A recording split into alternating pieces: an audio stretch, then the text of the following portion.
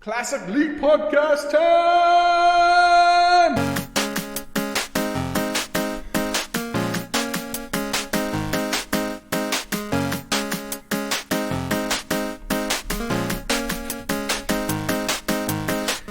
Hello, everyone, and welcome to episode 281 of the Classic Leap Podcast. My name is Scott, and the man with the Halloween rave is Dustin. Dustin, what's going on, man? I'm ready. My body is ready. For Halloween or podcasting or... Yes. All the above. Awesome. In that order. Yeah, it's the middle of August. It's August 16th, 2018. This is the Classic Leap Podcast. We're a video game podcast, so we'll talk about some video game news. It's been light this week, so there's going to be a little redundancy in the topics, I think. Dustin, I was telling you right before we started streaming,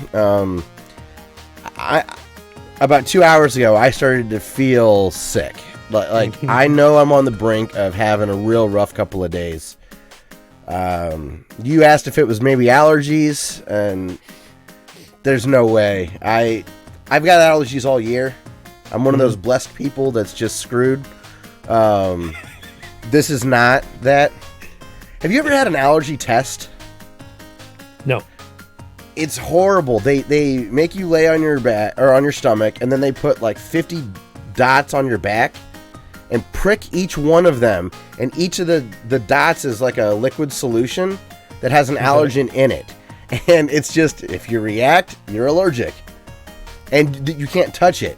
So it's just festering mosquito bites all over your back. It sucks, dude. And the thing that really sucks is that you already know the answer. Yeah. They're like, you're allergic to bees. Yes, I am. You're allergic to grass. I know I am. But they won't prescribe you like the allergy shots otherwise. I had it done in high school. It sucked. Okay, so you did get shots out of it. I did get shots, yeah. They weren't just like, well, this was fun. Thanks for coming Yeah, in. no. It was definitely for shots, but that's still, like, sucks because Yeah. the whole point is to introduce allergens to you so that you just build up a tolerance. It's not like a Claritin that clears you up that day. So twice a week or once a week, I'd have to go get a shot in each arm because I had so many that, dude, it was brutal. Hey, Ken, what's going on, man? Thanks for joining tonight. Good to see you. Son of Michael. So outside of Mr. Michael Myers, there you go. You are full Halloween, man. You see Myers and you're like, oh, Michael. So I'm not feeling that great, but I'm happy to be podcasting. How's your week been, man? It has been long and brutal. Okay. Well, you were due. You were having Yeah. some good weeks recently. Tis the season of teachers coming back and asking me to do stuff. It sucks. Every day I think of clerks when they're like, this job would be great if it weren't for all these stupid customers. Yeah, dude. I feel you there. So, yeah, school started back where I am as well, so that means I have to watch my speed. We have a lot of schools in town. Mm-hmm. So, over the last 3 months, I've been able to cruise 35 or whatever, 40 past these schools. Now I got to be cognizant of that because the police love to zap you in a school zone. Man, I am lucky as hell. I still have a license right now. I ended up going like halfway through a school zone doing like 55 miles an hour. Man, you're nuts.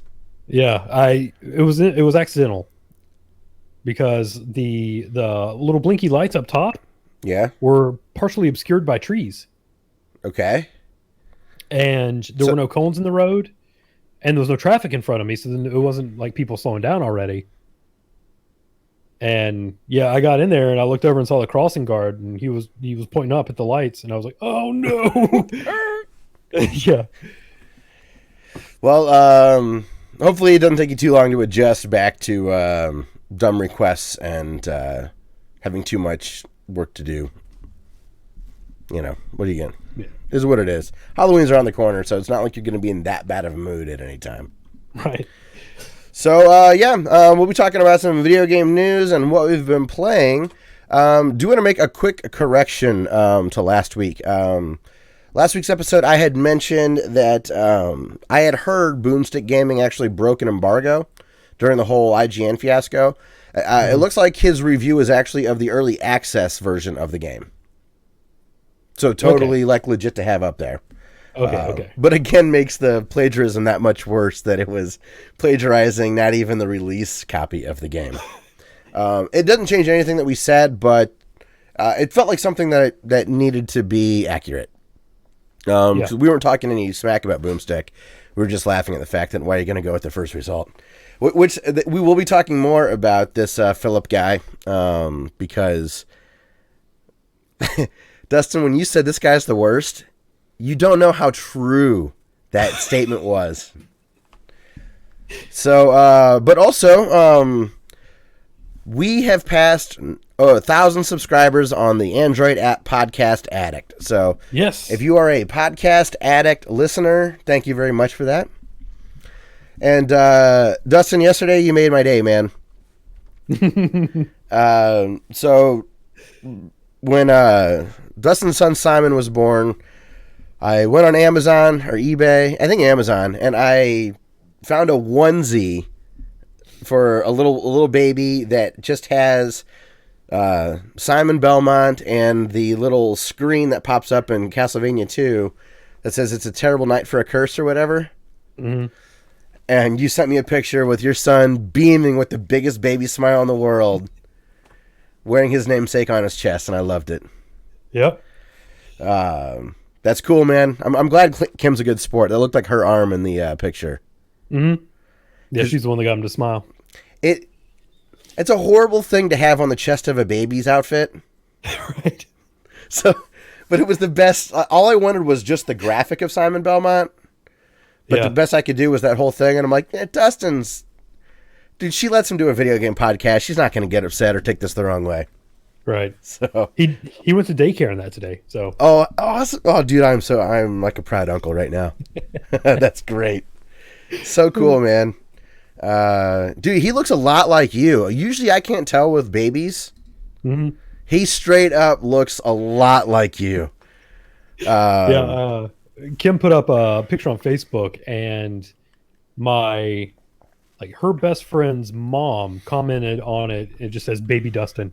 Seriously, man, it's really. I'm horrible at recognizing what a baby looks like early, and it is clear as day that is your son. It's hilarious. It looks like you made him without Kim. It's like you just took hair out and made him in a tube or something.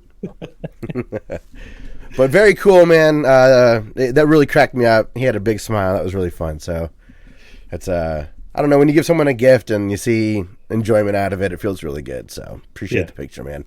Absolutely. Jim Kickass Gamer, thanks for stopping by again. You've been regular for months now. I love it. So thanks, man. Yeah. And also, if you'd like to support the show, please feel free to give us a review anywhere that you download us, if it's an app or YouTube or any of that stuff. And you can follow us on our social media.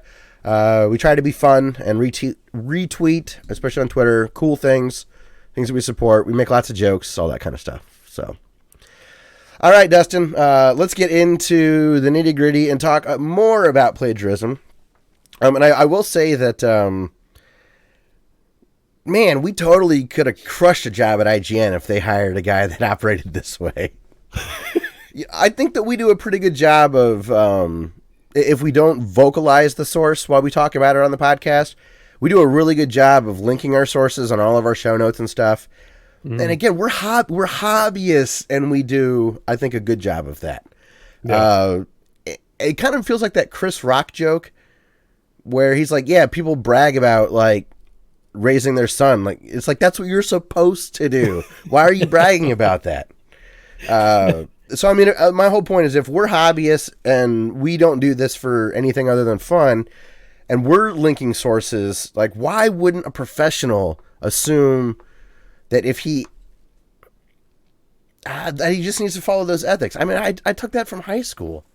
Yeah. I don't know. So anyways, to get into it, to follow up more with the Philip Mucin story, Mucin? I forget how to say his name. I was lucky enough to be on Twitter last, Saturday night or whatever, and saw that he had posted a response video on his YouTube channel. So I got to watch it, and it was jaw-dropping. It was a 5-minute non-apology video. He never apologized to Boomstick Gaming, who he directly plagiarized from. And he said he took full responsibility and explained that there were circumstances that led to this, and that he never said plagiarism, but it was not intentional that the reviews ended up so similar. And it was just, it's like he copied the template of apology videos. You know, He plagiarized that too. It's stunning. We'll go over here in a second. Like he did the YouTube sigh, which a lot of people have pointed out. You know, he flips on the camera and does the. It's just the most. And do you remember last week when I said I watched some of his other videos and I'm not surprised that he did this? Mm-hmm. Everything about him seems so phony and fake. And this response, or this apology, apology in quotes, really came across as super, super fake. He's the kind of kid that if he went to my high school was definitely a soccer player. I don't know what it was like in North Carolina, but that's where like the fake fucking. Now I had some good friends who played soccer, but the fake douchebags at my high school, they were soccer players. They didn't play football. They didn't do video games. They played soccer and thought they were sweet.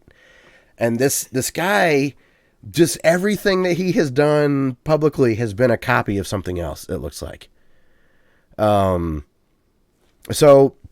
in this apology video, he also called out Jason Schreier from Kotaku and claimed that Jason was using him in this situation to get clicks and trying to get enjoyment out of kicking someone while they're down, and challenged him to dig up more dirt.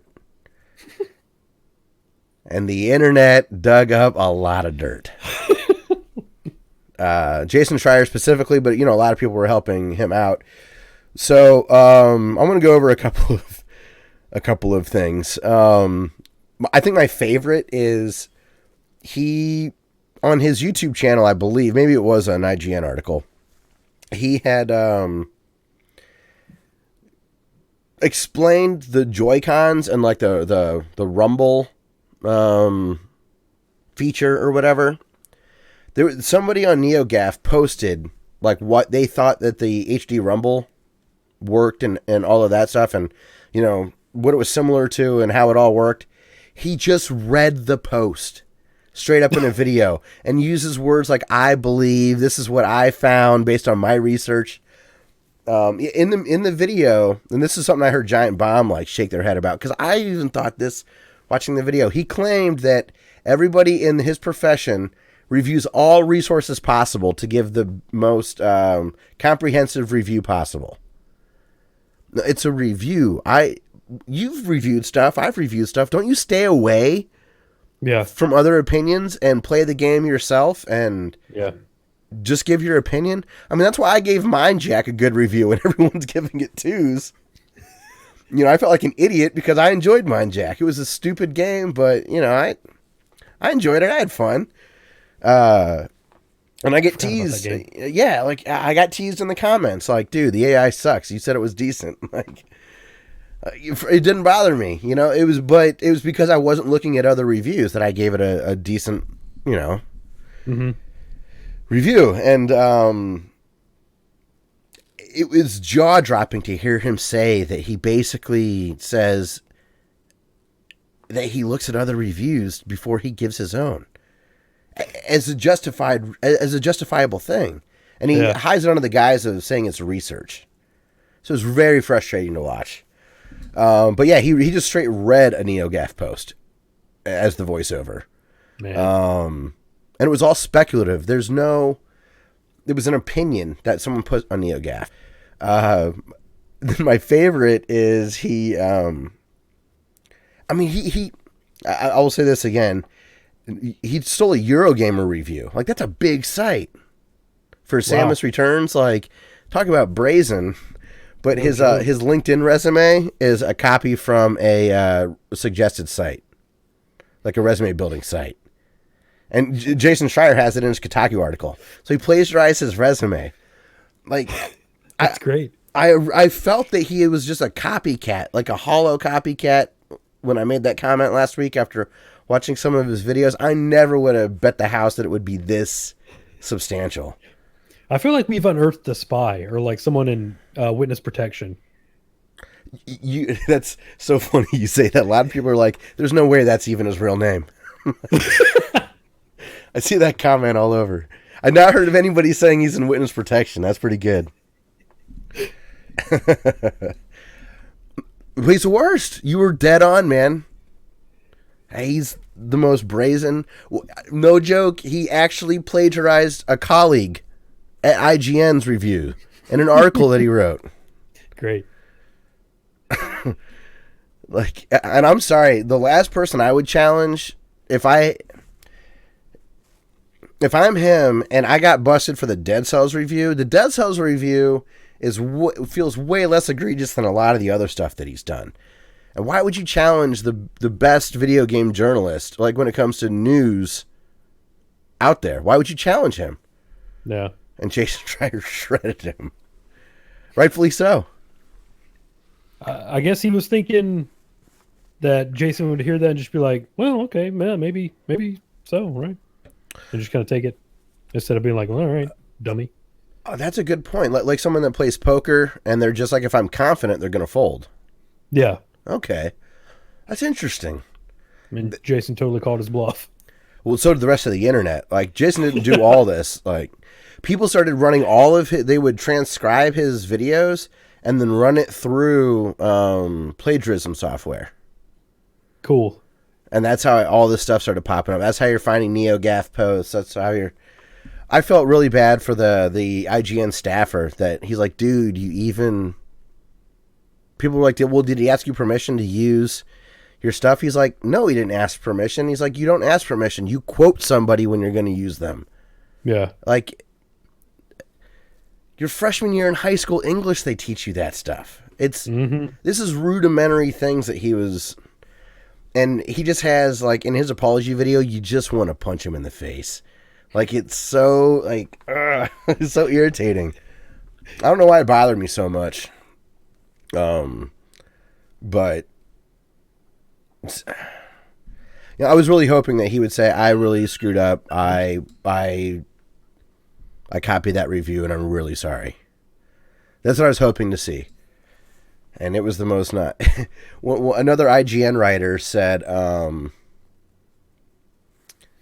this is the worst accepted apology since Kevin Spacey's. I think it was Dan Stapleton at IGN that said that. It was one of the other writers. But I mean, he wasn't a freelancer. You know, he was the Nintendo editor. He was the host of their Nintendo podcast. Man. Career ender. So, hey, Alex, what's up, dude? Cool. Yeah. I'm glad Zarek's going to be joining.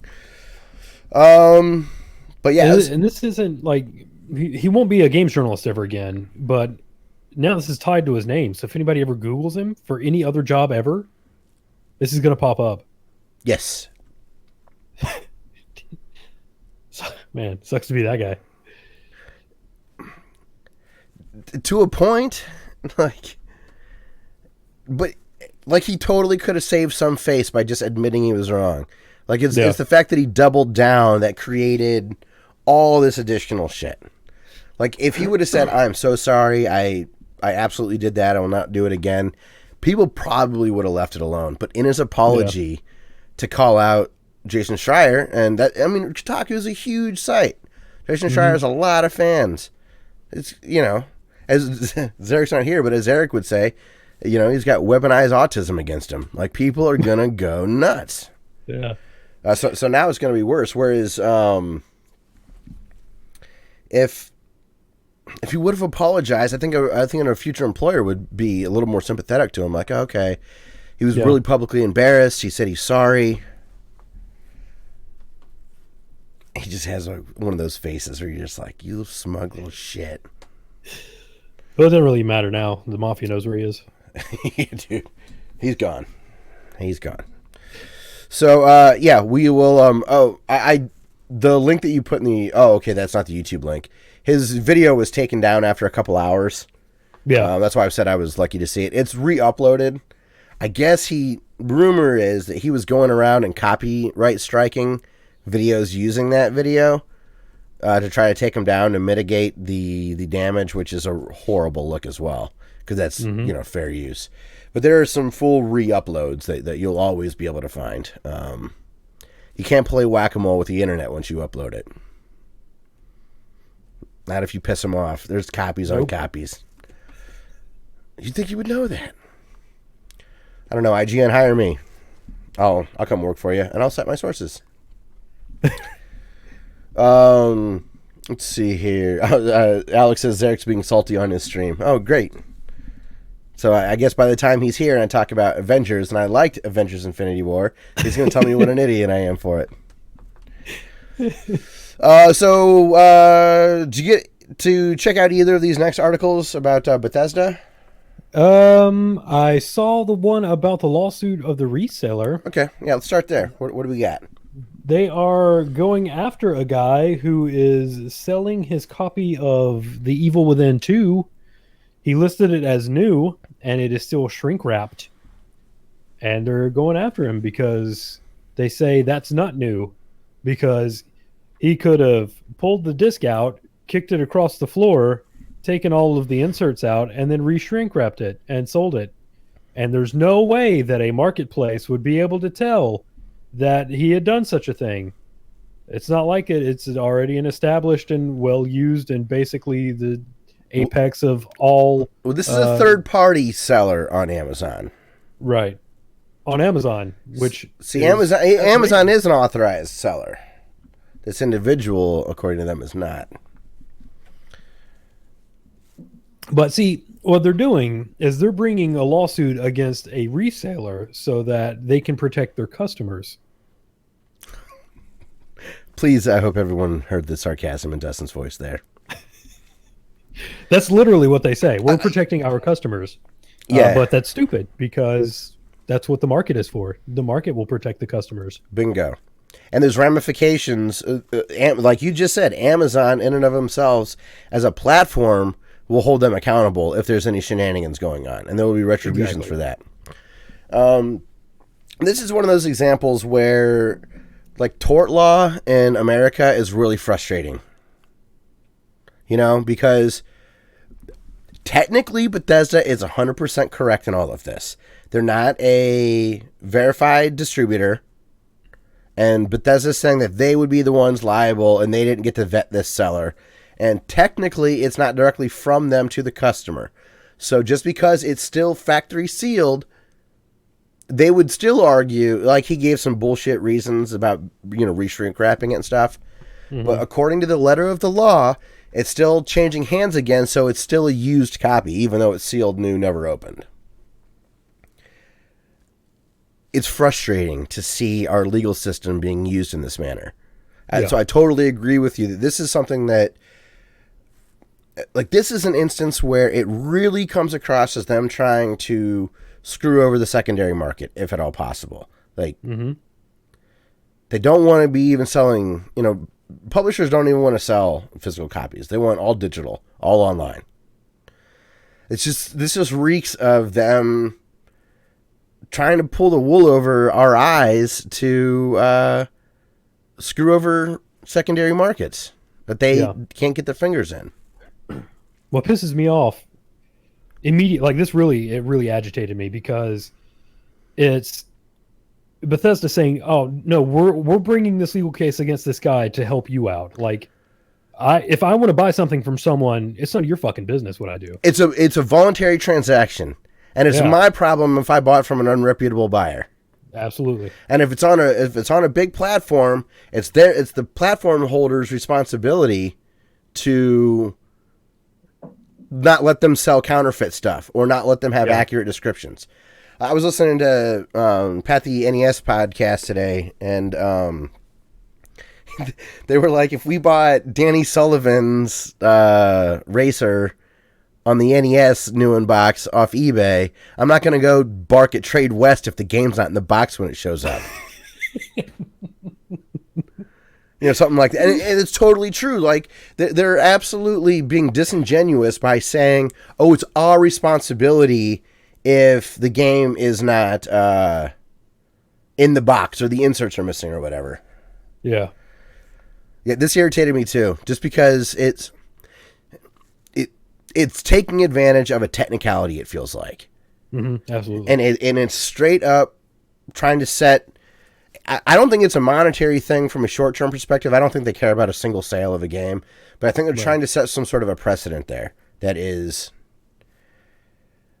not good in the secondary market. And we like physical copies of games. We buy digital games too.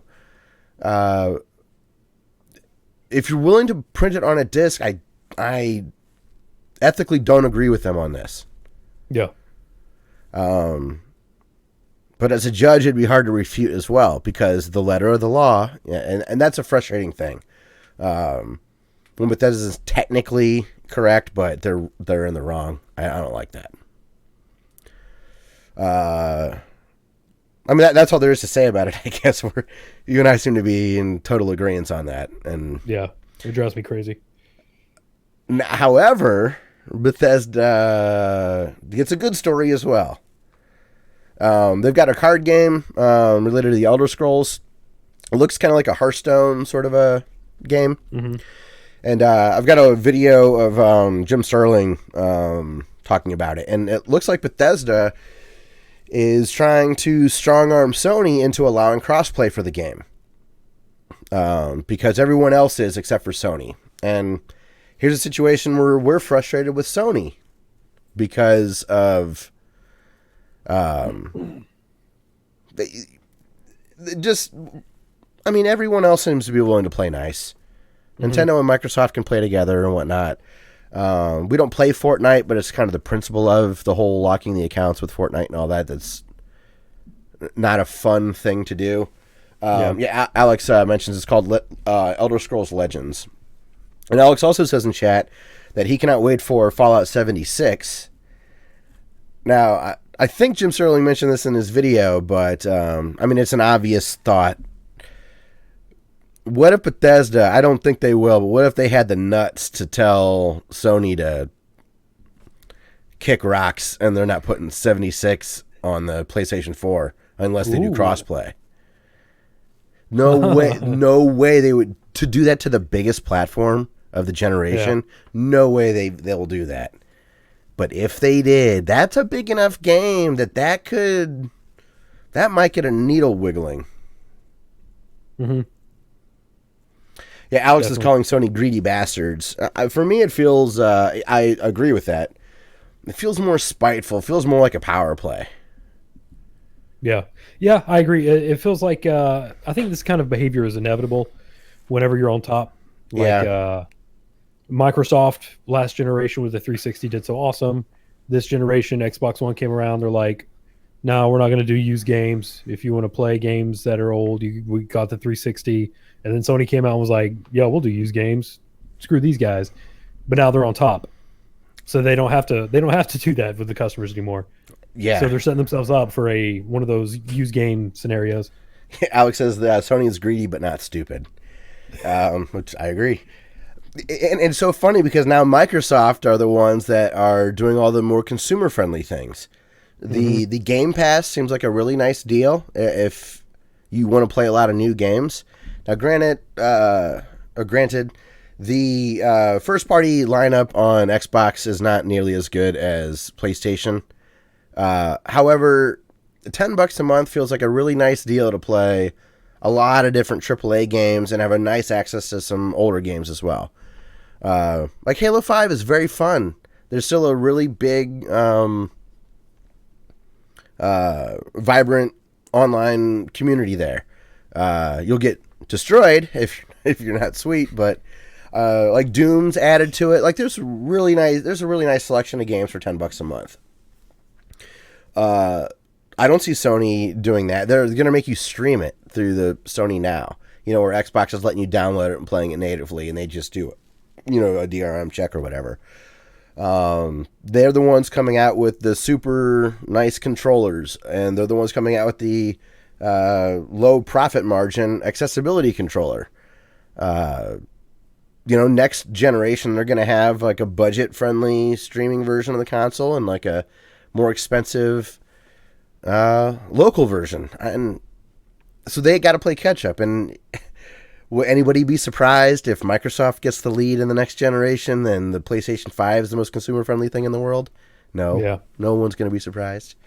So I agree with you totally when you're like, it seems inevitable. These companies, when they're on top, get this hubris about them.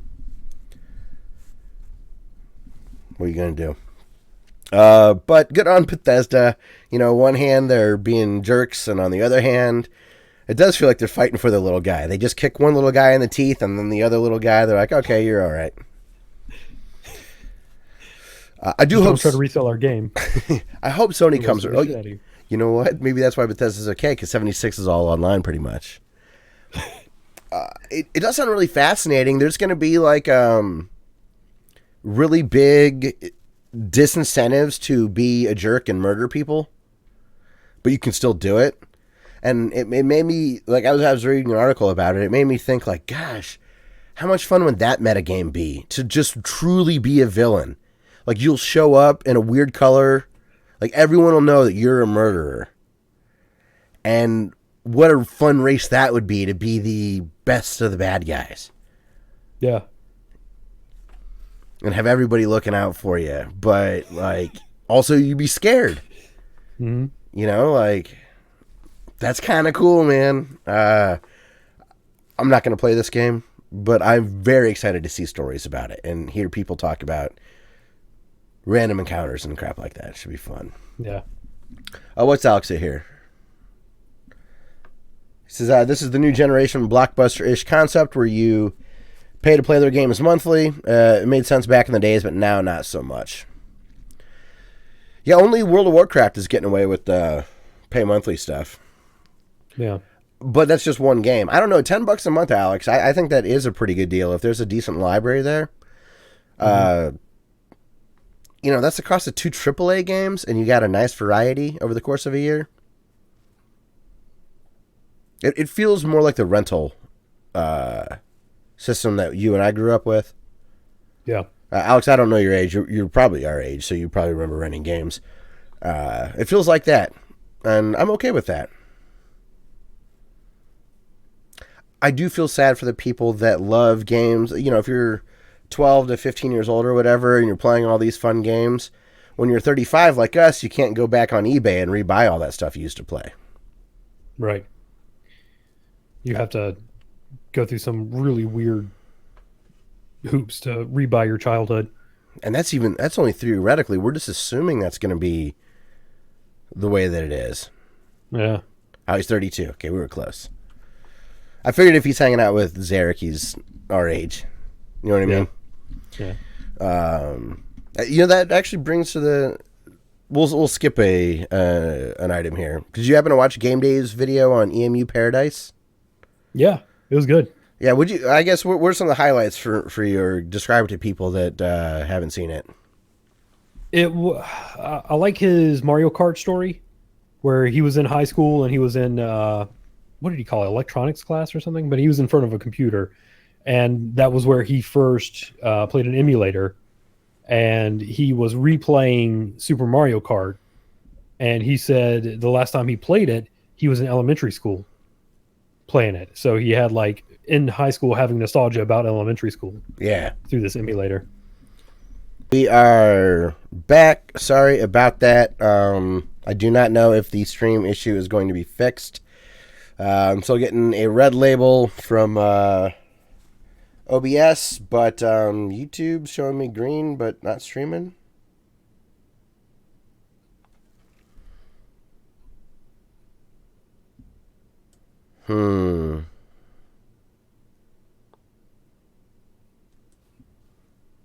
Oh, okay. Let's see here. I think I'm getting OBS signals better. Let's see. Seems to be okay now. Buffer. Okay. All right. I think we're okay now. We'll go ahead and we'll give it a try. Thanks for the heads up, Alex. I was not paying attention to that. But what I was saying before, things were buffering and whatnot.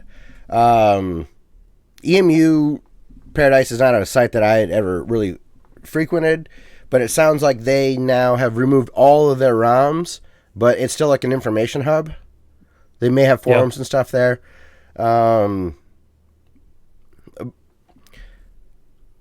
When it comes to the idea of game preservation and having access to games that, like you had just said, Dave mentioned that he found a lot of games that he went and bought because of emulators.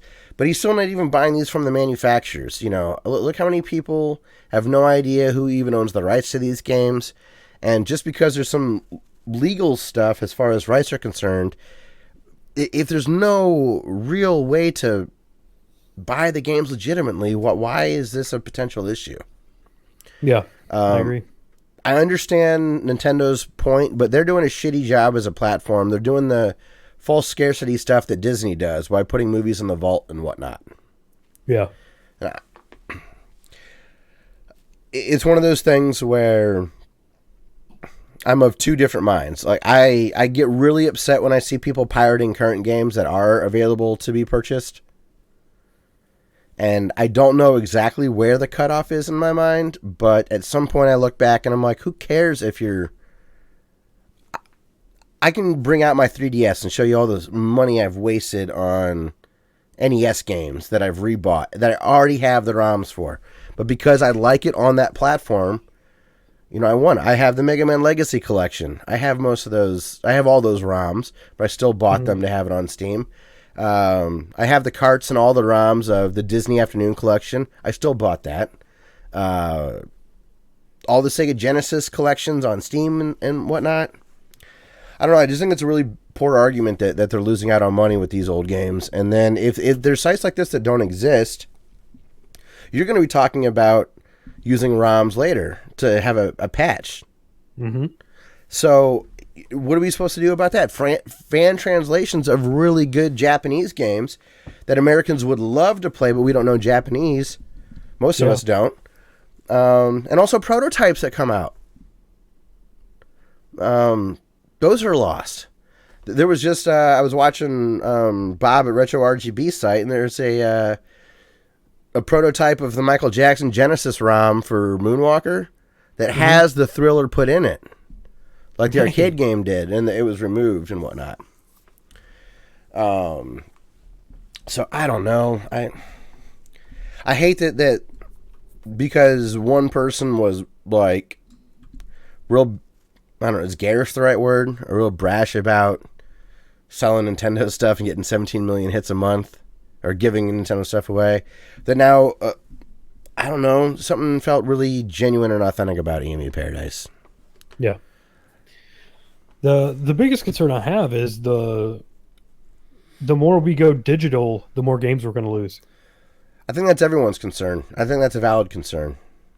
Because if we can't store them somewhere and find them later, and like PT, that game's gone. Great example. Brad Shoemaker on Giant Bomb was talking about the original Castle Wolfenstein. That every time you'd start the level, it would, or every time you'd start a new game, it would like procedurally generate some stuff. Mm-hmm. And it looks like now there is no way to have the authentic first level again. There's different patches and versions that come out. Things get lost in code and whatnot. You hear stories about poorly emulated games or ROMs that have been cut together to work in a weird way. So it's not really the true source code.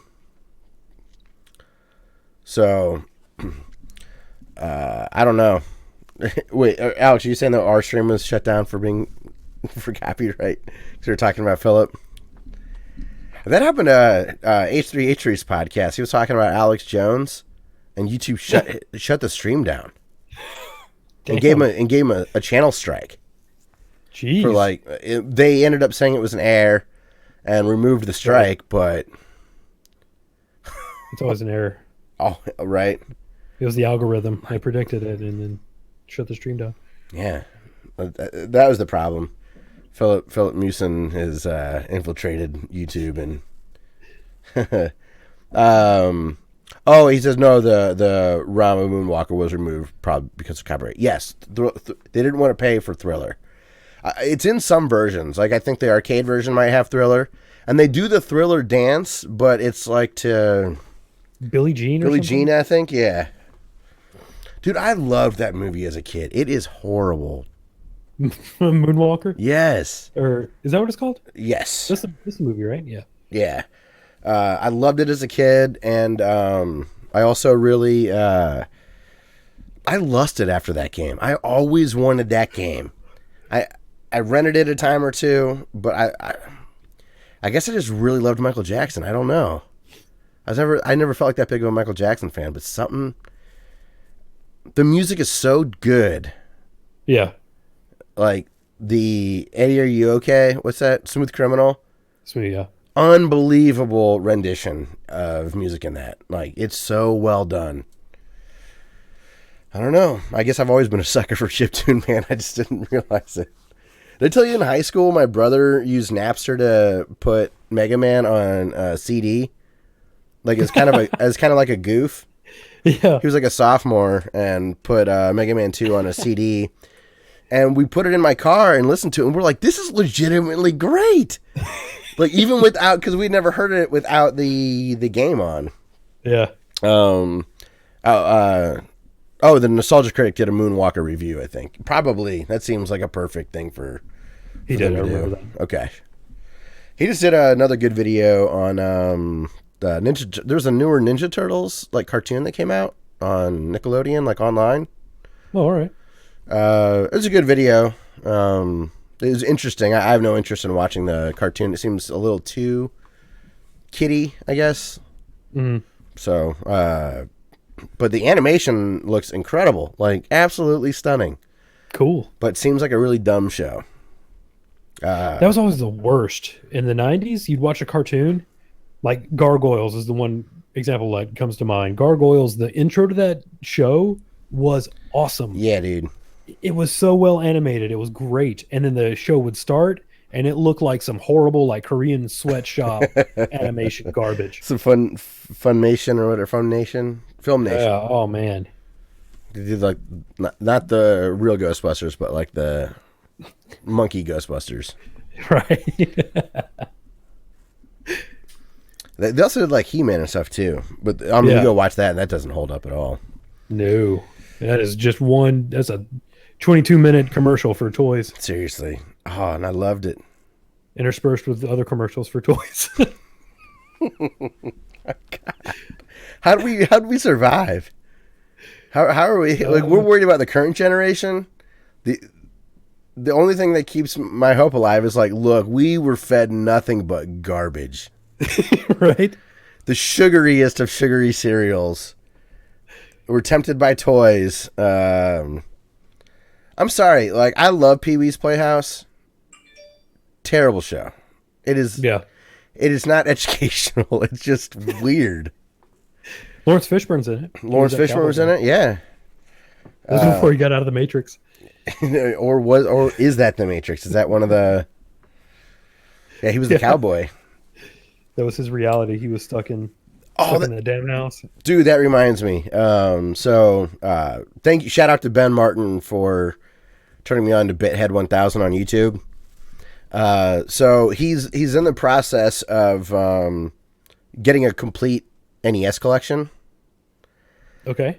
And I mean, so he films in his shed, but he's done like a really nice job of fixing it up. Like, he has this case that he's made that has Mother Brain on it, and it's like made out of plywood and opens up, like a twofold thing. And on one side, it's like an Ease thing, and on the other, it's the girl. It's a girl from Ease, and I forget what the orange panel is, but so at the end of his videos, when he gets people that donate carts and stuff to him, he's bought some expensive carts too, and he's a guy from Long Island that works long hours, low wages, so he sells stuff online to get money.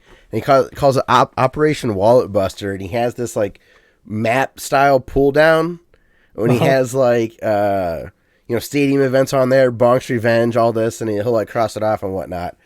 But at the end of his videos, when he has NES games to put into this Mother Brain collection, he's got this rig set up where he, just like the end of Pee-wee's Playhouse, he has the cabinet lift up above, and he uses a drill and pulleys to like have it like slowly lift up, and plays the Pee-wee's theme song as he's doing it.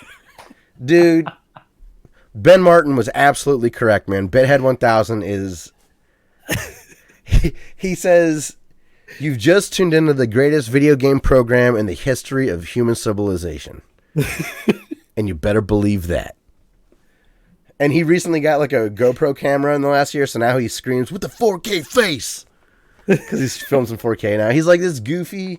I don't know. There's a couple of times where I've been watching... Because I've been like marathoning him. Like I'm watching an episode a day. And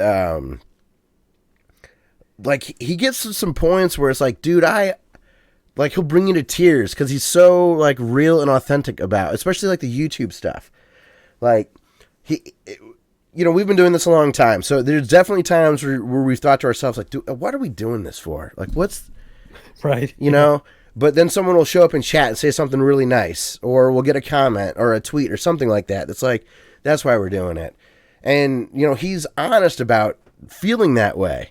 And, like, he started tearing up getting packages and a letter from somebody because he was like, I'm ready to just quit. Like, I feel like I'm silly. Like, what am I doing? Like, I'm embarrassing myself. And I was like, dude, I 100%, like, fully understand exactly how you feel. And it just, like, it just made me feel good. Like, I'm not alone. He's not alone. This is awesome. Like, YouTube's a really cool community. I think he's amazing. He does fart and burp a little too much for me, but whatever. I don't have to smell it, so it's fine.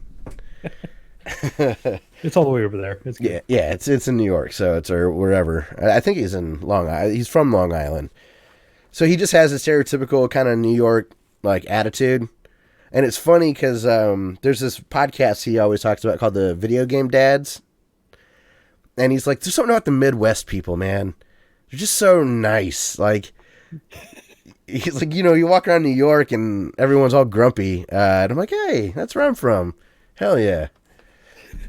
We are nice, damn it. The news people talk like we do. That's how I justify the Midwest being good. It's because they like our Midwest accent for the news. Yeah. Where I went to school had top 10 journalism school in the nation.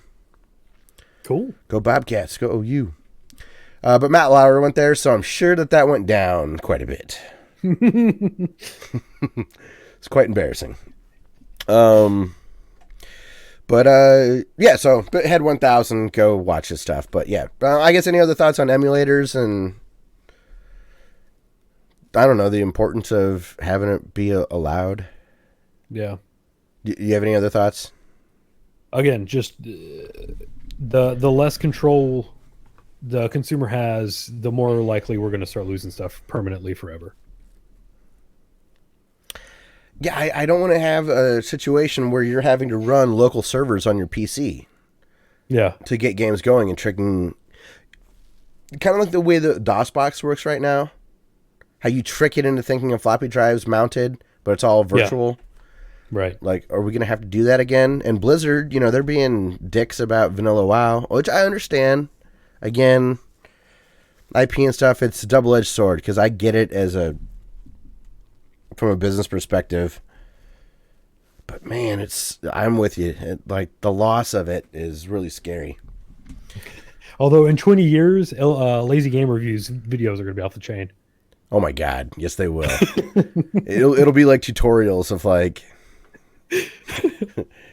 here's my Samsung 8 from 2018 and watch like yeah, dude, it will be excellent. So and one other thing that we need to talk about news wise, Denis Villeneuve is going to be remaking the Dune movie. I've heard people love the Dune book. We talked about Denis last week, so I wanted to Heard the book's awesome. My buddy Matt said that it's a bit hard to follow. Like, it's easy to not be paying attention if you have like the audiobook or something. Yeah. Like characters and stuff. Have you read Dune? I haven't. I haven't Okay. even seen the David Lynch movie. See, I don't want to watch the David Lynch movie. I heard it sucks. Well, I heard it doesn't hold up well. Yeah. So hearing my buddy Matt say that you can't really daydream or whatever, you have to pay real close attention. And knowing Denis Villeneuve's going to be doing it, I think I'm just going to like wait, just take the easy way out, just watch his awesome movie. Yeah. But wanted to bring that up because we talked about him last week, and while it's not going to be a horror movie, it's going to be eerie, so Yeah. should be cool. And who's the main guy in it? He was in Twin Peaks, and he was the mayor in Portlandia. Kyle MacLachlan. You think he'll make a cameo? Because he was the star in Dune? I hope. That'd be cool. That'd be rad. Yeah. Be very cool. He could be one of the sandworms. Just coming up out of the ground. Hey, in the cartoon, those sandworms had the Beetlejuice face, so there's like some precedent in there. Yeah. You know? That was a cartoon I'm surprised I liked. I liked that Beetlejuice cartoon. Yeah. That was pretty Hey, good.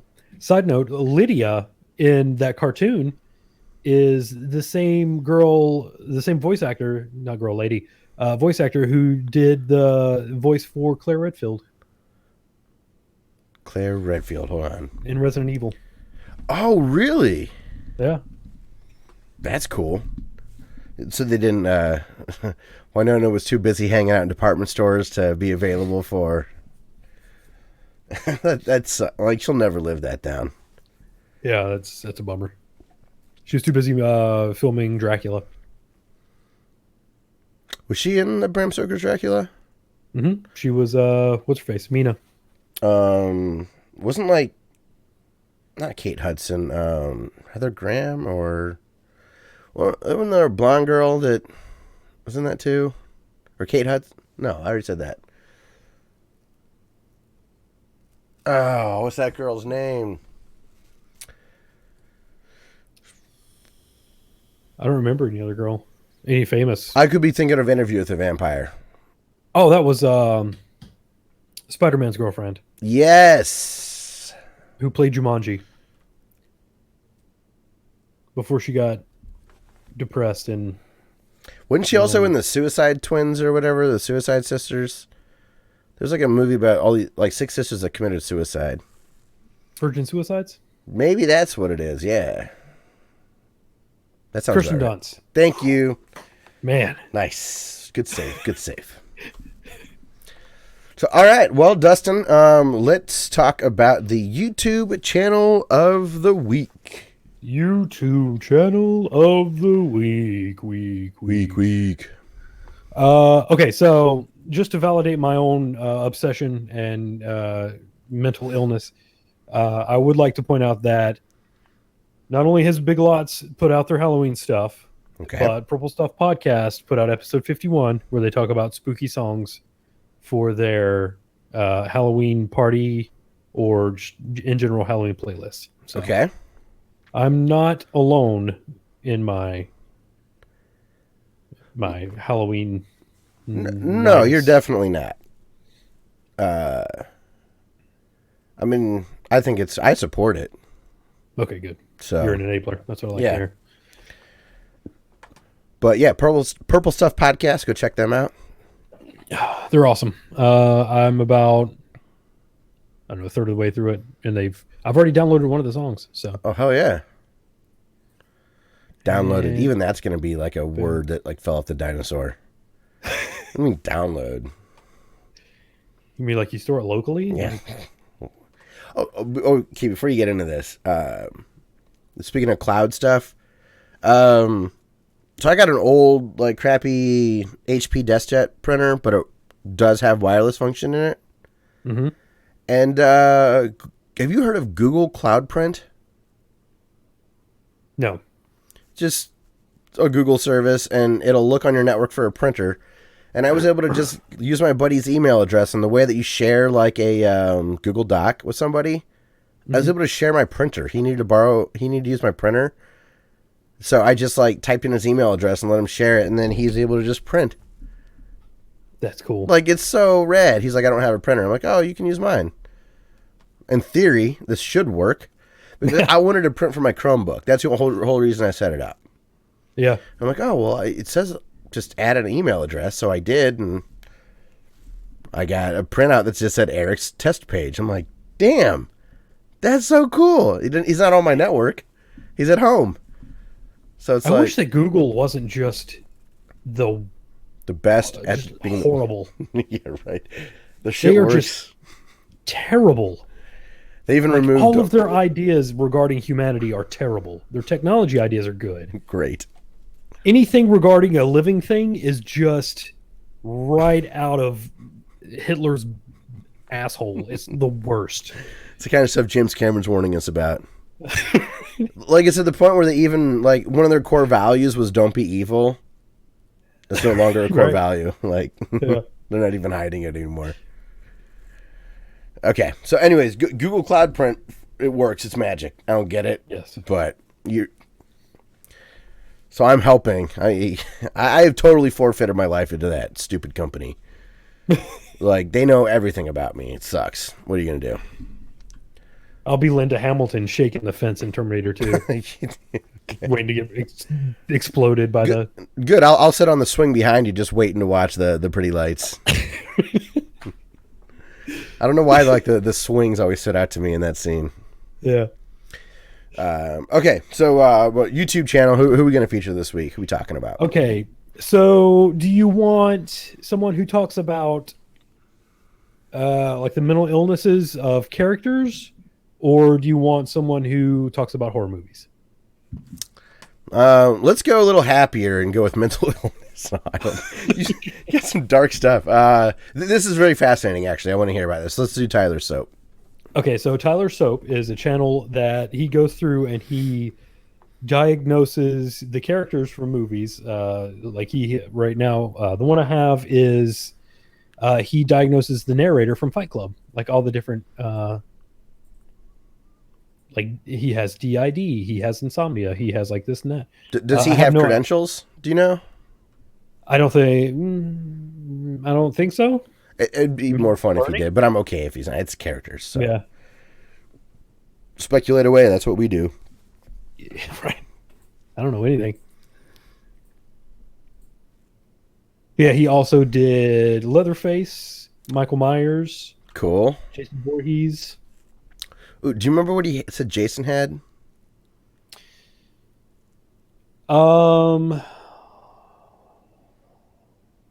No. My mom would love this channel. She was a secretary for a psychiatrist for 20 years. Hey, cool. Yeah, so I think she'd have she'd be like, "Oh, I met someone like that." Yep, that sounds about right. Yeah, it was weird as a kid. Every now and again, we'd get people that would like call our house, like freaked out trying to get a hold of the doctor, and so Oh, I'd yeah. be like a little kid with someone like suicidal on the phone, like screaming like to talk to my mom. Like, what the hell? It was weird. Mom, another patient. Yeah, it was very infrequent, but when it happened, it was like, whoa. I forgot that, because, you know, it's like mom goes to work, you don't think about it. But then you realize, like, holy shit, she's a gatekeeper for some intense people. Hey, Vepper, hey, Iceman, what's up, guys? So, you know I'm not playing ninja rap. rap. So, but Fight Club narrator, tell me about what his, let's spoil this episode. Okay, and I forgot to say the episodes are like 2.5 minutes long. Oh, So, like, great. super Okay. digestible and like easy to get into. So he definitely has DID, Which is, dissociative identity disorder, okay. multiple personalities, insomnia, not obsessive compulsive disorder, but like he has like certain rituals that he goes through, like buying stuff in catalogs repeatedly. Okay. I can't remember the term that he used. It's neurosis, maybe? I don't know. I'm throwing darts now. I shouldn't be doing that. I don't know what I'm talking about. Conjunctivitis. That's it. Yeah. The old pink eye. Okay, never. Not getting off. I'm not gonna tell a story. So, dude, pink eye was like getting leprosy in high school. If someone had pink Ooh. eye, it was like stay away from me. Man. I've never had it, but whenever somebody did, it was a bad look. Yeah. You have to walk through the hallways going, unclean, unclean.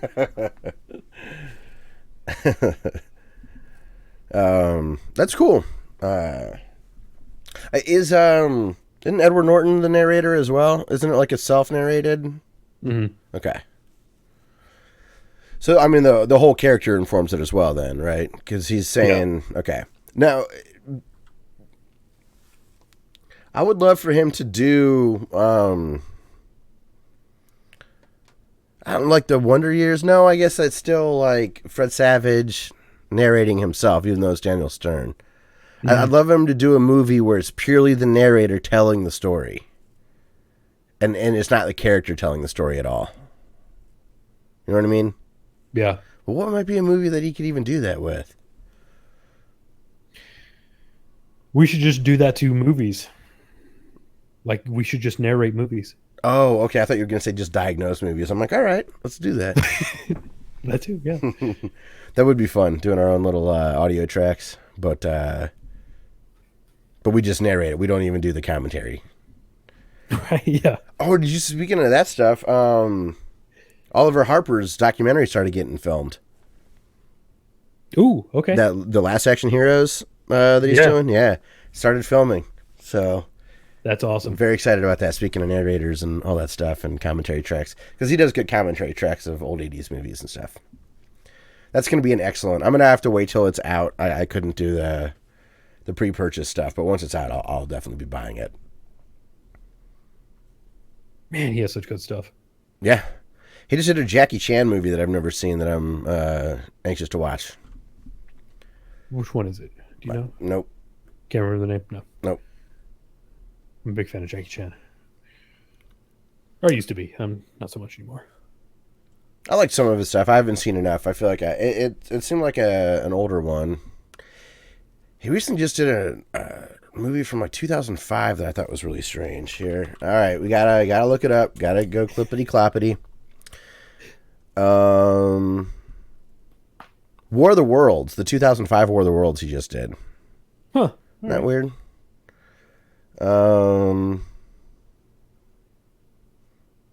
Wait, who did do the Jackie Chan movie? Maybe that wasn't him that did it. Someone just did a Jackie Chan movie. Damn it, it was in my YouTube feed. I don't know. We're off track. So, go watch Tyler Soap, everybody. And watch his diagnosis of characters of movies. All right, man. So, what have you been playing? So, I've been playing Flashback. And I haven't played Flashback this week, but it got me thinking. There was a sequel to Flashback for the PlayStation 1 called Fade to Black. Okay. And it's an early PS1 game. And I remember playing it way back in the day and being disappointed. So I picked it up off eBay for dirt cheap and I played it. And I'm still disappointed. Oh, okay. Back in the day, I played it and I didn't get it. Now I'm kind of starting to see where they're headed, like what they're doing. It's still not. They tried to do a cinematic platformer in 3D and they failed miserably. It doesn't feel good at all. Okay. The controls are terrible. The animations they can only be done one at a time. So if you are turning left and then you want to strafe, you have to wait until that turning left animation is completely through and then you can strafe.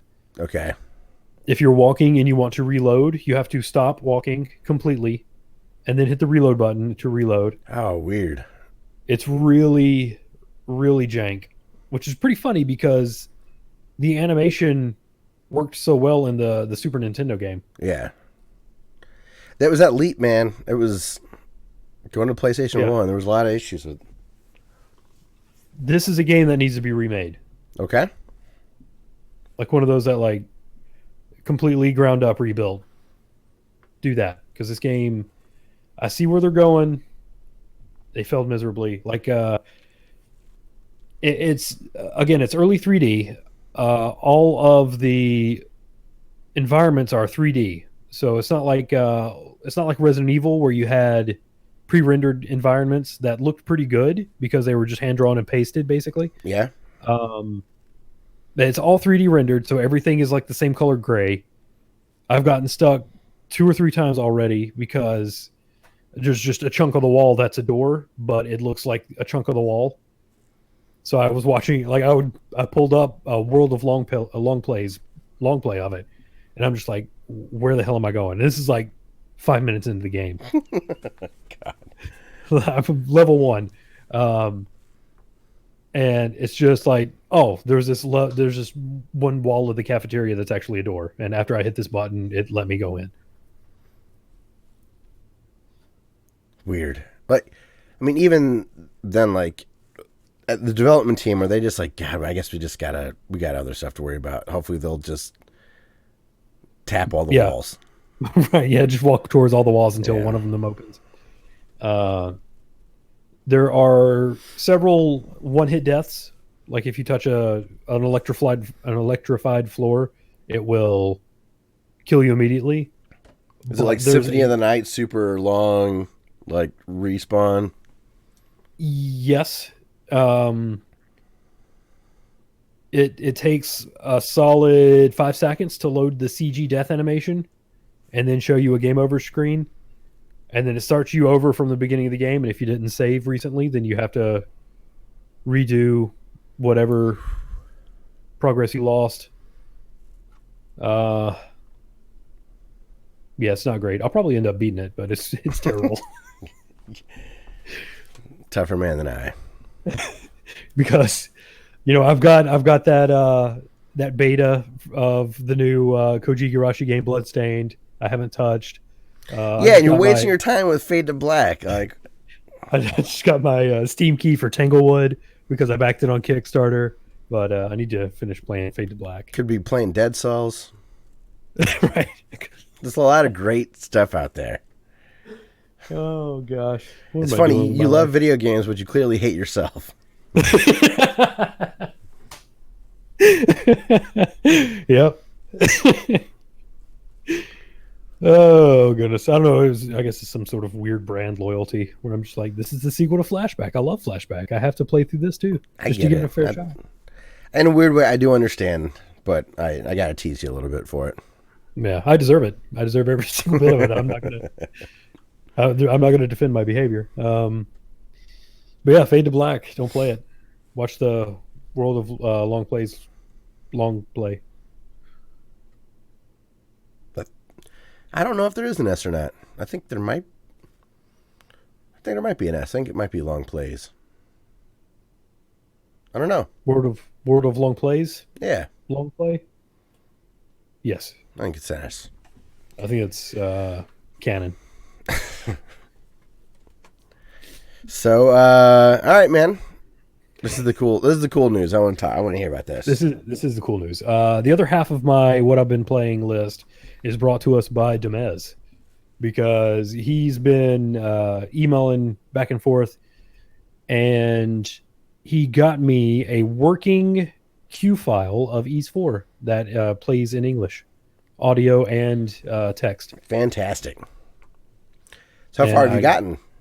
I played 5 or 10 minutes. That game starts strong. Really? Yeah, like I like playing it in Japanese. It got me excited. Like playing in English, like this game is gonna be great. Awesome. Like, if it keeps on that track. But I played it for 10 or 15 minutes, and then the family came home, and I went to grab. So I'm sitting there playing, and Solomon walks in because whenever they get home, he just immediately runs inside, and Kim's carrying Simon in the car seat. So Solomon runs in and he's like, "What you playing?" I'm like, "East 4," and he's like, "Cool." And I was like, "Does mom need help?" And I'm like, "Well, whatever." I just walk out and I go help Kim in, and I'm holding Simon, and I walk back in here to the office, and Solomon's playing the game. Awesome. He just picked the controller up and he's playing. And I'm like, "Well, I guess I'm done here." Yeah. So I go in and just talk to Kim. Cool. So we got 10, 15 minutes. All right. Hey, if you got a good first impression from that, then we're heading in the right direction. I mean, you just forced your way through 3, like, that you didn't really love the whole time. So you're due for a big one. Yeah, I just Bithead 1000 again. I just watched an older video of his where someone from France sent him the Sharp 68,000 boxed copy of Ease, like the Road to Ease, and he was thinking that maybe it was 3, but he wasn't quite sure which one it was. But it had like a hardbound book inside of the case that was all full color. It had like the 5 1/4 floppy disks, and had like 5 or 6 of them. Had a bunch of cards, and he's a big Ease fan, so he's like, I guess I gotta find a Sharp 60. No, that was his brand new video. That was his brand new one. It wasn't an older one. It just came out. He was like, where do I get a Sharp 68,000? I guess I gotta go get one. And I was kind of proud of myself, because I remember you bringing it up enough times that I'm like, oh boy, you're not going to be happy when you start looking at looking for those. I almost wanted to send him like that GameSack video, like, dude, just watch this and accept it, because you got a $30,000 Nintendo cart you say you're going to get. So just get that Sharp out of your head, man. Like, forget it. But, maybe the Japanese viewer or something will send it to him. He is really generous viewers, so. Man, that'd be awesome. If we have any Japanese viewers and you want to send me a Sharp X 68,000 and a box copy of Akamaji Dracula, I will accept it. We would start a P.O. box just for it. Yeah. Hell, we'll give a real address. Who cares? I'll take that risk. We'll pay shipping. We'll take the risk. And if we got docs, no one would do anything with it. They'd be like, there's 40 people that watch us, so who cares? But yeah, dumbass, that's awesome, man. Appreciate you sticking with it and hooking Dustin up with that. Yeah, so you were awesome. So you're just playing on your PC then, or is there like an emulation box? I'm playing it directly on my Turbo Duo. That's rad. Yeah. That's really cool, man. Oh, yeah, you did say that last time. You thought that there might be... That's right, you did. That's so rad. Yeah, I took the Q file, burned it onto a CDR. Boom. Image burn, baby. That's right. I do remember that. Because then I was talking about Disc Juggler for Dreamcast. Yeah. That had a weird codec or whatever. It's very cool. Well, I'll be looking forward to next week's update to see how much further Solomon's gotten in East 4. I guess any other thoughts before we move on? I hope I get to play video games in the future. I've had like 0 free time. It's been a bummer. Yeah, we'll keep our fingers crossed for you. I keep trying to think of games that Solomon can watch me play and play those. Unfortunately, I have like 99.96% horror games. Yeah. Well, he's 4. Is that right? Or is he 5? He's 5. So has he started kindergarten then? Mm-hmm. Oh, maybe he will enjoy watching Ease, because you'll be able to like the reading and stuff in it. Maybe he'll enjoy that. Yeah, I'm supposed to read to him like 20 minutes a day. There you have it. There you go. I'm just helping my kid. I'm not actually playing video games. I mean, I am, but it's for the greater good. Like, you'll fall on that sword for him. You're a good dad. I'd be a bad father if I didn't do that. That's the way I look at it. I won't be turning into CPS or whatever. Well, cool, man. I beat the first boss in Dead Cells. Dead Cells is incredible. It's an A+ game. It's really hard.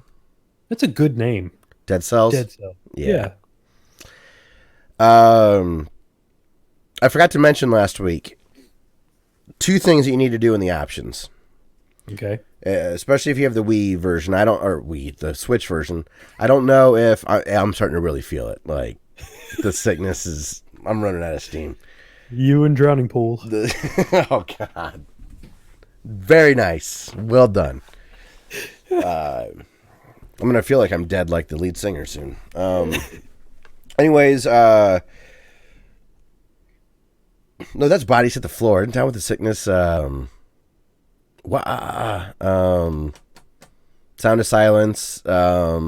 Disturbed. Is it? Yeah, I always get Disturbed. those two confused. Yeah, I think it's I Disturbed. feel like they're the exact same band. Yeah, Bodies Hit the Floor is the one that you just said that's now escaped my mind. Drowning Pool. Drowning Pool, yeah, and that lead singer's dead. Man. Disturbed Still Alive. Like, them,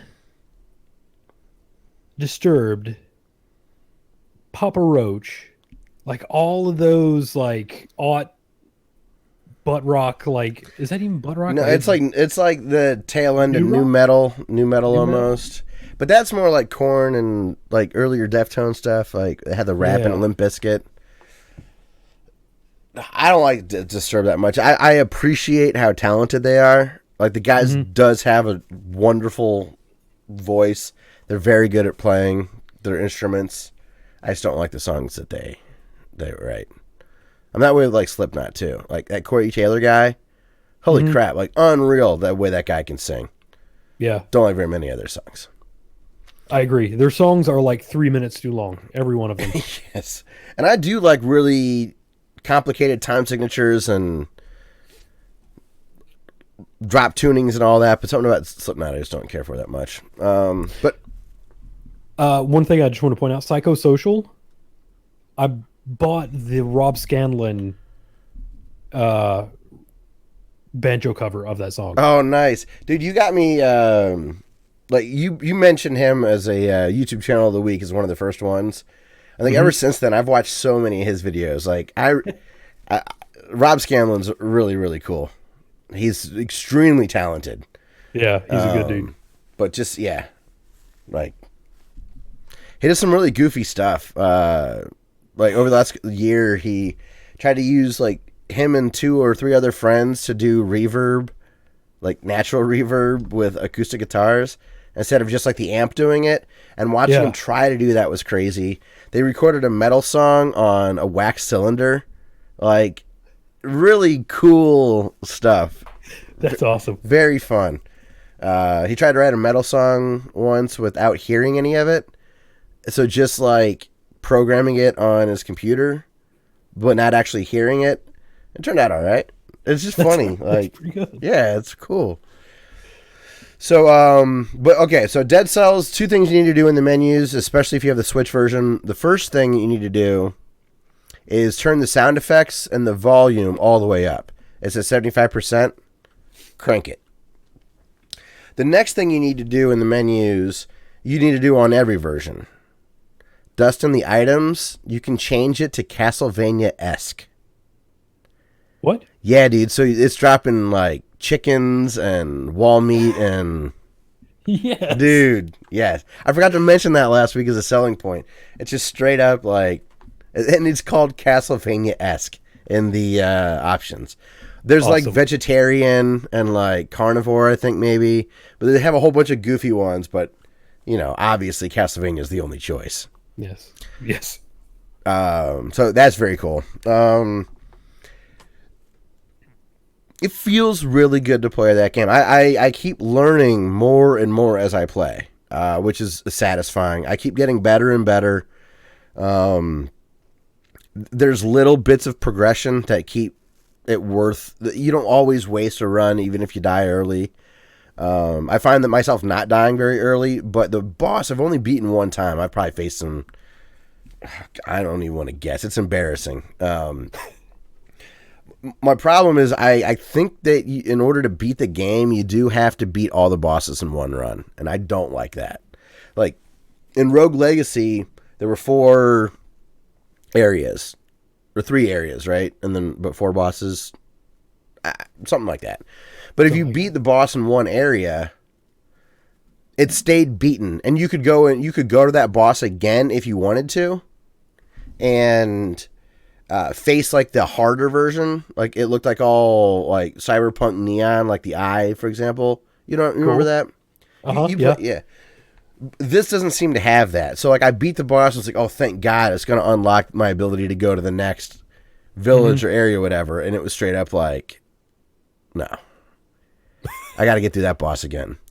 So it starts off and it's a little, randomly generated, a little bit of a Metroid kind of an area that pops up.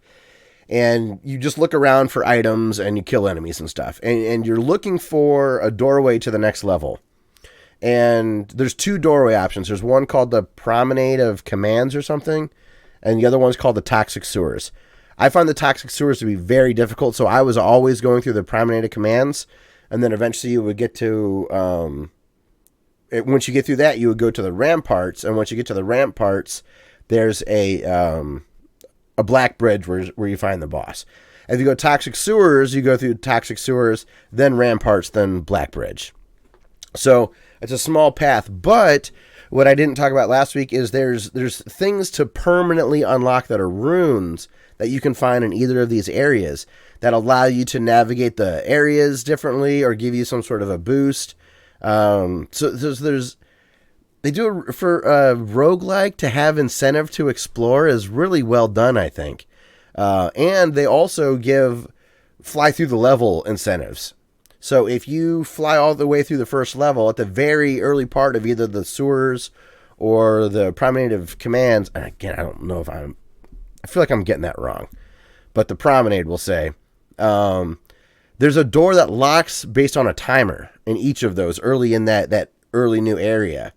So if you sprint through the first area looking all over and get to that next area, you get tons of gold or you get like a rune that way or really good upgrades. So it's cool. So you can be methodic and slow and explore everything and pick your poison, or you can just bolt and try to like stumble your way through a maze to find the way to the next area really quickly. And it's not overly complicated. It's even though it's randomized, if you're focused on being fast, you can get to that next area quick enough. It's balanced really well that way. So, it's like, man, it's really fun. I really like the game. So thank you, Philip, for bringing Dead Cells to my consciousness. And I, if it wasn't for the controversy, I'm not sure I would have bought it right away. But because of the controversy, it made me look at a lot of different reviews, and it convinced me like I need to play this game. I haven't bought a video game in a while, so here it is, and I'm really, really enjoying it. And one of the things I've done, Rocket League's been really pissing me off, like in an unhealthy way. So I installed it everywhere. It's gone on the Switch, it's gone on Xbox, it's gone on Steam, and it's gone on PS4. It's gone. So my only game I can play right now is Dead Cells, and I've also started playing a little bit of Heroes of the Storm, that Blizzard MOBA. Just like sitting down and playing with random people against the computer. It's like Flash door song. Come on. It's like a fun way to kill 20 minutes. I like it. But yeah. Heroes of the Storm. Yeah. Dum, dum, Hey, you know what I feel about the Doors. We better stop. You'll be yelling at me about the Ramones and like. Seriously, man. Yeah. So, but I just found myself not enjoying Rocket League. I don't know what I did to the gods over at Psyonix or whatever, but they were mad at me and stuck me with the worst players of all time, just consistently, one after the other. I don't know. People just don't like teamwork in that game. People don't like to pass. I don't know. It's just frustrating. I got to the point where I was considering going to Reddit to find people to play with, and I'm like, no. I want to pick up and play a game. I'm not going to sit there and, hey, you up for some Rocket League? I don't want to do that. I just want to turn the game on a whim and play. And I was not having fun doing it. So I decided to take a break and not allow myself to be able to just flip it right back on. Yeah. So Dead Cells has been taking up my time instead. Then what's Ken say here? Someone I know and his roommate might get 30 years in jail because of a kid they met on Discord. He's supposedly saving from his dad? Wait, what? I don't understand that. Kid he met on Discord. So they thought he was trying to get away from his dad. Probably got like kidnapping charges. Oh, Jesus. No, but it wasn't over state lines because that's a federal offense. That's federal, yeah. Mm. It's a bad time to make a joke. I was going to say, what movie is the Office Space? It was going to be an Office Space joke. Federal pound me in the ass prison. I'm sorry. That's rude. Wow, that's crazy. I hope they're okay. It sucks if they were being good Samaritans and getting popped for something. And then lastly, I do want to mention that I saw Avengers Infinity War. It finally came out. I had minimal spoilers going in, and I thought that was a very fun movie. It's great. I really, really liked it. Cool. Have you seen it at all? I haven't. So I saw Black Panther, and I didn't like it. Like, it's fine, but it's the most obvious story in the world. Yep, kidnapping over state lines. Oof. Oh, man. So the dad turned him in for kidnapping, I'm guessing? Like, they went and picked the kid up to save him, and... Probably so, yeah. Oh, my God. Stay off the internet, people. Stay on our show. No, we're a safe space. Yeah, we're good. We don't need to. We will not save you. Like, maybe from boredom, but that's it. We're not even promising that. Yeah, maybe. Again, sorry for laughing, Ken. Or just, diffusing the situation kind of a thing. Yes, with levity. So, yeah, like I didn't like Black Panther because it was so obvious what was going to happen the whole time. Like they like nudge you like, hey, this guy's going to save the day, or you know that he's not dead when something happens to him. And the CGI looked really cartoony at the end. I mean, it's fine, but I was just expecting more because of how highly rated it was. Mm-hmm.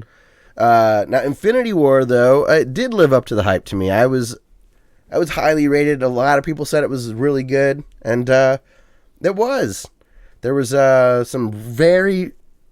The humor hit really well. I liked it. I heard people complaining about the humor. For me, I thought it was really good. Chris Pratt was really funny, and I think my favorite is probably, even though I'm not a big Guardians of the Galaxy fan, Thor and Guardians of the Galaxy guys are all together, which is a weird mashup. Cool. And I thought it was really good. I really, really liked that part. And the whole Thor storyline in the movie I thought was excellent. And the second one, The Age of Ultron, kind of felt like throwing characters together or whatnot. And this was even more characters. Mm-hmm. But it felt done better. I don't know. They pace it really well. I don't know, it was great. And, you know, the love of my life, Scarlett Johansson was awesome in it. The little bit she was there. Does Thor have his short hair in that? Yeah. I love his short hair, man. Like, yeah. I want that. I want to look like, well, everyone wants to look like Chris Hemsworth. But, yeah, his hair looks fucking rad. It looks like a video game character. It just looks cool. Like, he just looks badass. Yeah, the short hair is way better. There was a character that I had no idea was going to be in it, and it was handled hilariously. Not a Marvel character, anybody that I knew. It was just an actor that I was surprised to see in it, and it was Batman. done. It was done great. Yeah, it was Batman. Ken says, thing is, I don't like the guy, so it's all good. So he's not upset with us. Jeez, cold blooded. No kidding. Yeah, we thought we were being cold. But I would recommend you going to Redbox or going to it feels bad for the roommate. Yeah, if you got Redbox or Vudu or whatever or Amazon, I think it's definitely worth a rent. Cool. And I mean, the memes ruined the real true impact of the movie at the end of the movie. But I didn't know exactly what was going to happen, so it still was satisfying to see the way they handled everything. And it was good enough that I will actually suffer through the movie theater and try to go the night of release to avoid spoilers. I can't wait to see what they do. Also, for Thanos being like so much of this movie is CG, like so much of it. But the textures and lighting and stuff, actually, you forget that it's CG. It doesn't feel like Ready Player One, where it was like a cartoon the whole time. It was done really well. I don't know. It lived up to the hype. I would recommend checking out Avengers Infinity War. The Wakanda stuff in this was way better than any of the Wakanda stuff in the Black Panther movie. But the Black Panther movie was just so disappointing. It was fine, but it was not a 93 out of 100 rating. There's no way. No way. It's just obvious. I mean, I guess if I was 11, I'd have been like, yeah, Black Panther was rad. But, the character development and stuff was just really shallow. I don't know. Whatever. So, I guess it's time for feedback, and then we'll call it a show. If you'd like to send us an email, if you have any comments, or Kevin says fan mail. I appreciate you saying you're a fan. If you have listener feedback, you can leave a comment in our YouTube section. But if you're an audio listener and you'd like to chime in on anything that we've said, send us an email. It's classicelite@gmail.com. That's classic L337. And yeah, let's get to comments. We had a couple from Demez last week that we didn't get to. Okay, he called me Stalin for liking local regulations. We talked about that last week, though, right? Yeah. It's federal regulations, dumbass. Don't worry. I don't like many federal regulations. It's all good. NES Classic okay, yeah, he didn't say this. Okay, so he's chiming in on our comments about the NES Classic selling more than the Xbox One and PS4. He says the NES Classic comparison saying it outsold or sold the most units is not a real proper thing. I will explain by exaggeration. Toilet paper sold many more units than the NES Classic. It wins. Yeah, I mean, that's what we were saying, right? That it's not a fair comparison. Yeah. Sometimes I think he totally ignores our it's like he hears the headline of our topic and then hits skip ahead 5 minutes. He says they're totally different beasts. For the price, the NES Classic should be compared to a single AAA software game, really. Yeah, that's fair. Also, the fact that it's loaded as one thing is another reason that maybe it's more comparable to a game versus a console, because a console you can load tons of stuff on. With the NES, theoretically, you're not supposed to be able to change games. So, but it's still, clicks are clicks. So we bought into it. It's fun to talk about. And dumb as news is light, man. We gotta fill the time somehow. He says, how to pronounce the NES. For me as a kid, I just said Nintendo. Later, I called it the Super Nintendo, the full word. But I went back to play the old NES after SNES came out. I would say original Nintendo, which is why I now say original Xbox. That, again, no one said NES. I really didn't ever hear that until I was an adult and heard podcasts. And hearing other people talk about it, it's not a lot of people that are saying NES. Yeah. I don't hear it very much. Like, a lot of people are saying what we did, and closer to what Dumbass is saying. He also says, I love Bill Burr. I want to have his babies. He's so funny. He says, please, though, do yourself a favor and watch Jim Jeffries on Netflix. He's got 2 specials on there right now. Do it for me and report back when you do. Dumbass, I tried. I was 15 minutes into the thing that came out here in 2018, his special. Mm-hmm. 10 of those first 15 minutes are him making Donald Trump grab her by the pussy jokes. Ugh. I'm like, dude, that's 2 years old. Like, come on. He comes across... I'm sorry, dumbass. Like, I don't care for him much. He comes across like a guy that, will pick a socially acceptable topic that allows him to use naughty words. Like the late night hosts do. Yeah. So because he can say pussy with Donald Trump he harps on that for a long time. I don't know. It just seemed like low hanging fruit. Now Bill Burr cracks me up. He seems more willing to tell it like it is. Also, did you ever see the Jim Jeffries thing where he was at Comic-Con? He finds these like racist white guys and picks on them, as he should. But then he gets this group of black people together and some other minorities and starts asking them questions about diversity in comic books. And this lady with her boobs completely hanging out says with a straight face that she doesn't like being objectified in comic books. Or she doesn't like being objectified. And he doesn't call her on that.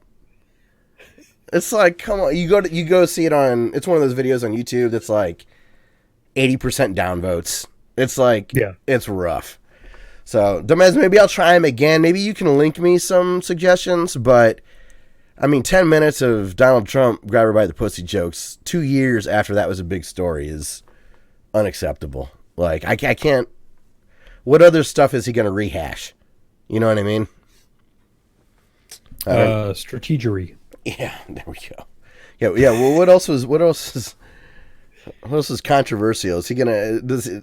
Tell me he's got a Charlie Sheen joke in there somehow. But I was like, all right, I'll give him a chance because what I've seen of Jim Jeffries I've not liked, but it's been clips, so maybe I didn't give him a fair chance.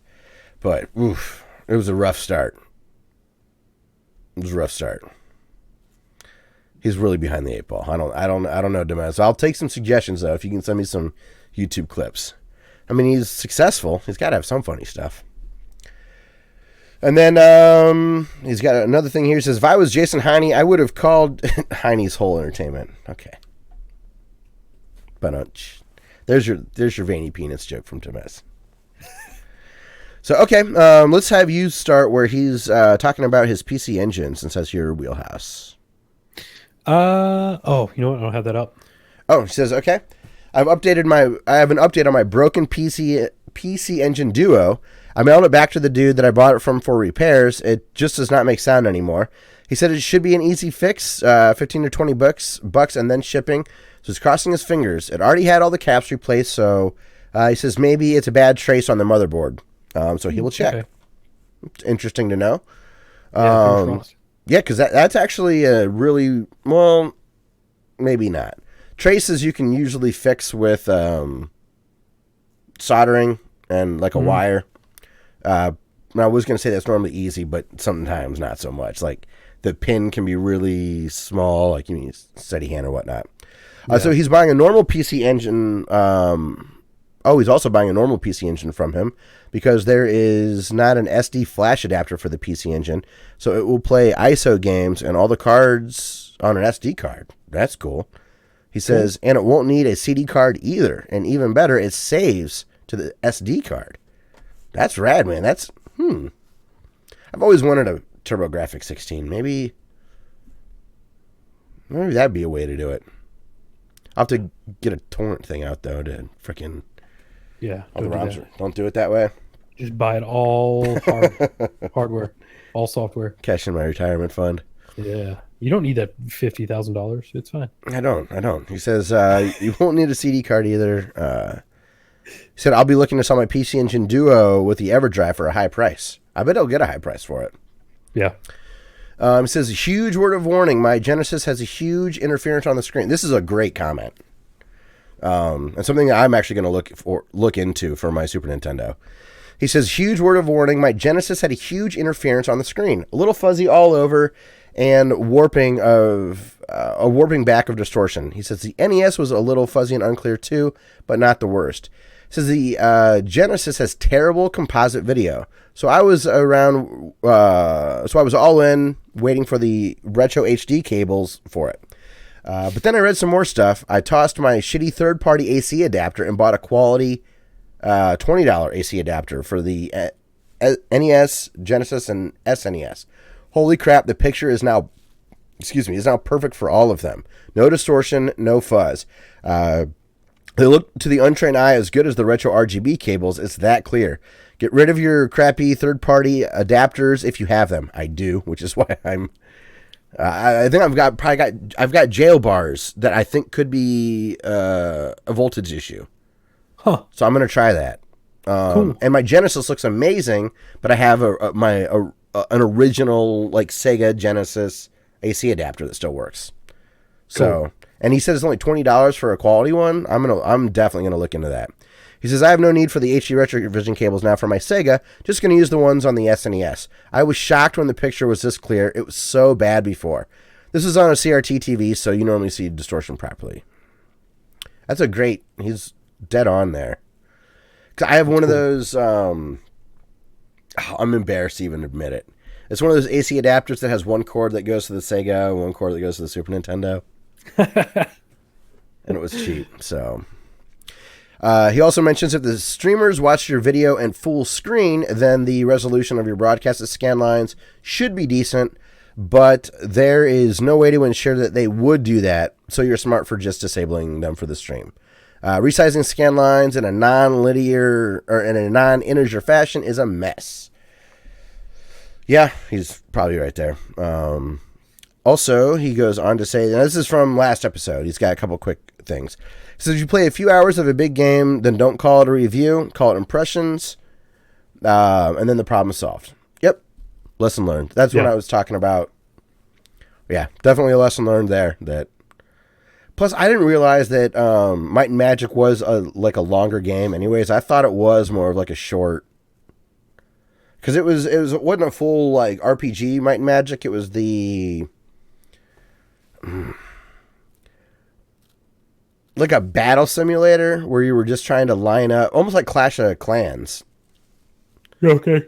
So, and then he has a tip for us for the Celsius and Fahrenheit conversion. Never mind doubling and adding or whatever. He says all you do is learn bloody Celsius, you lazy bums. Dude, I'm totally for converting over to metric. Isn't Celsius stupid for other reasons? What's the one where absolute zero is zero? Both of them. No. Absolute zero is like negative 255 for both, I think. At some point, they're indifferent. Like, it's such a small difference that they're the same temperature. Isn't it like negative 255? Isn't Kelvin zero? I think Kelvin. That's what we should go to. Kelvin. Go Where to that? zero is zero. Yeah. Because I think, because negative 32 freezing, that's dumb. Zero is freezing makes way more sense. And that's Celsius. But at the same time, I love when it's like 90 degrees out and that's hot. Like 30 degrees will never sound hot to me. Ever. I'm too warped. I've been soiled. No, I agree. I would like to have the whole world adopting a standardization. I mean, USB cables are great because they're standardized. You know, headphone jacks are great because they're standardized. I want 460 is absolute zero. I think at some point, I'm pretty sure at some point, Celsius and Fahrenheit doesn't matter. Doesn't matter to me right now. You're like, yep. August 16th, it doesn't matter. Also, Dumbass has another recommendation. He says, Binding of Isaac, if you want an awesome game for runs, he's done 840 hours, and he finally beat it 100%. But a new expansion is coming soon. That's free. So he'll have to get back into it. He can't recommend it enough. That's insane. I never gave that game much of a chance. I probably should. I played it before Rogue Legacy, and it's like a dual stick kind of mechanic. Yeah. I've got it on my PC and thought, oh, it's okay. But it wasn't leveling up as quickly as I wanted. And like the starting weapon is really like weak. And it took me a while to get powered up, and I just lost interest in it. But it always seemed like it was trying too hard to me. It was a little try hard, a little edgy. Oh, as far as the subject matter and stuff? Yeah. I was just like, that's dumb. I know Bit McSkylark really liked it. I think Kevin did as well. Oh, yeah. Kevin loves it. Yeah. He's bought it like 5,000 times. Yeah. So He owns half of Canada's copies of Binding of Isaac. Dumbass just has the one. But yeah, I can see that. It was a little, especially in the beginning, like the whole beginning narrative. I wonder if that put me off too. I don't remember. The only thing I remember is like feeling too weak for too long early on. And then I mean it's hardcore, so you lose it all. I believe. I don't know if there is much progression, if any at all. It's a real roguelike. Man, I need that carrot on the stick, man. Like same. Yeah, if you reset me to 0, then so. you reset my Demaz, let us know. Is if is it true reset to 0 or what kind of progression aspects are there? Because I own it. I got it on PC. That'd be a fun one to, stream over the Steam Link. Mm-hmm. Since I don't have Rocket League, that'd be a good pick up and play game maybe. So hell yeah, man! Almost 1,000 hours in the game. Better be able to beat it. So that's gonna be it for the show. So yeah, Dustin, you got the yawns. I'm starting to feel weird. Yeah, I'm lightheaded as hell man, tomorrow. We'll see. Tomorrow morning is going to be one of those, like the first thing I think of when I wake up is, it's a lot like when you get hit in the balls with a basketball in gym class and, Yes. and you're not sure at first if it's going to really grip you or not. Yeah, That's what the first 30 seconds of waking up tomorrow is going to be for me.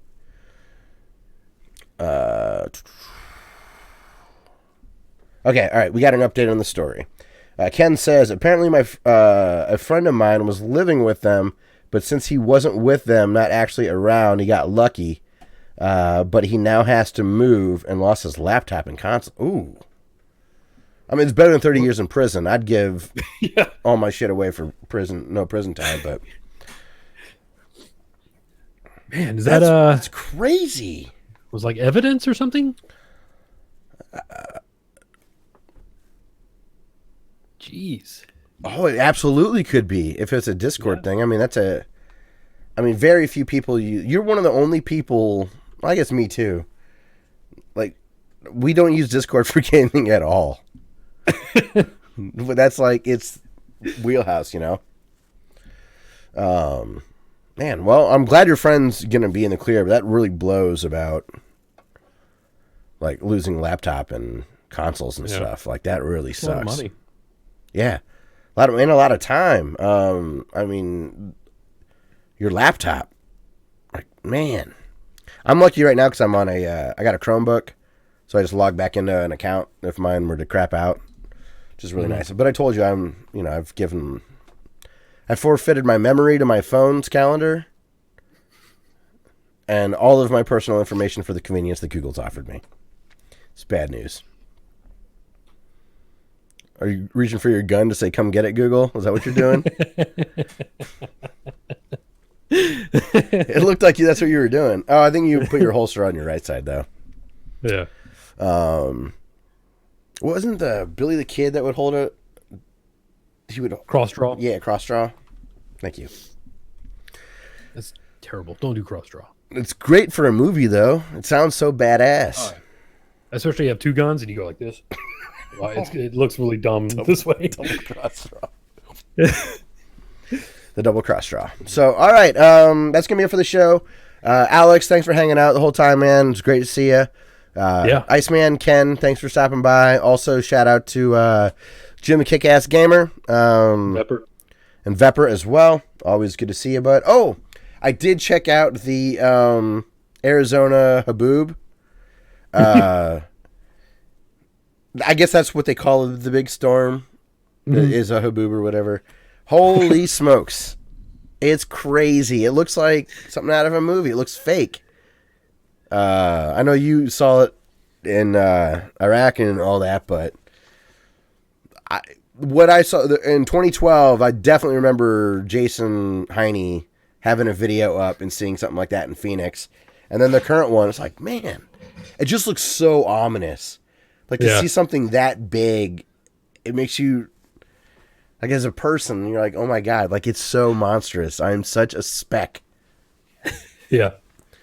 So There was a guy I served with. He was always just on the verge of being pissed off. okay. Like he was just ready to fucking yell at somebody, and he was. We were standing around talking, and we were like, "Yeah, we got to be ready by a certain time because the shamal's coming." And he's like, "What's a shamal?" And they're like, "A sandstorm." Why the fuck didn't they just call it a sandstorm? Like he started getting like really angry about it. You got to watch Bithead 1000. That's all I got to say. Like, all right. So, yeah. Again, thank you to everybody. If you'd like to give us feedback or follow us on social media, you can do that on Twitter, Instagram, Facebook, YouTube, and SoundCloud. Our handle is just Classic L337. I want to thank Ben Landis very much for letting us use his song Through the Forest as our intro music. And also shout out to Cubby for allowing his song to be used via Creative Commons. He just followed us on Instagram, so shout out to Cubby. Super cool dude. Happy to support him. He's still my favorite chiptune artist. And if you're going to buy some games digitally online, maybe consider going to Amazon through our affiliate links.